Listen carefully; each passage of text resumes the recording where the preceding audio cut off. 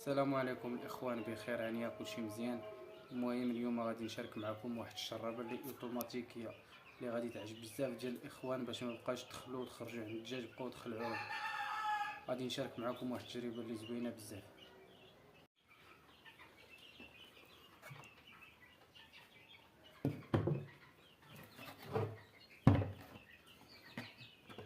كتحتاجوا فقط باش تقبوا هاد التقبات هادو بالشنيور وواحد البرميله صغيره بحال هادي، البرميله صغيره وكتقبوها من هنايا، كديروا واحد 4 تقبات، المهم على حسب شحال بغيتو نتوما. هي راه كتولي بحال هاد الشكل هذا. هاد الشكيلات راه زوينين واعرين مشون. المهم على حسب، بغيت ديروا 4 بغيت ديروا 3 ماشي مشكل، حسب الاختيار. ومن بعد كنضيفو، حيت دابا كما عرفتو راه سخون الحال، كنضيف عليهم هادي قراعي مجمدين بالخيبيه بحال ما هكا باش يبرد عليهم.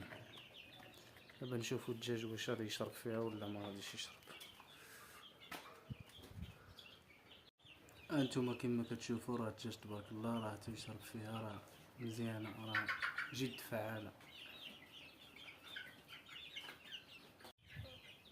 بلا ما تبقى تدخلو مازال عند الدجاج بزاف باش ميبقاش يتخلع. هادي دابا راه تهنيك النهار كامل تقريبا، الا عندك واحد النسبه اللي هي مزيانه بحال شي 80 ولا 100 راه تهنيك فيهم نهار كامل.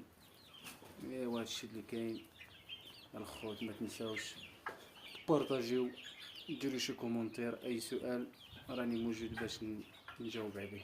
هذا ما كان. شكرا على المشاهده.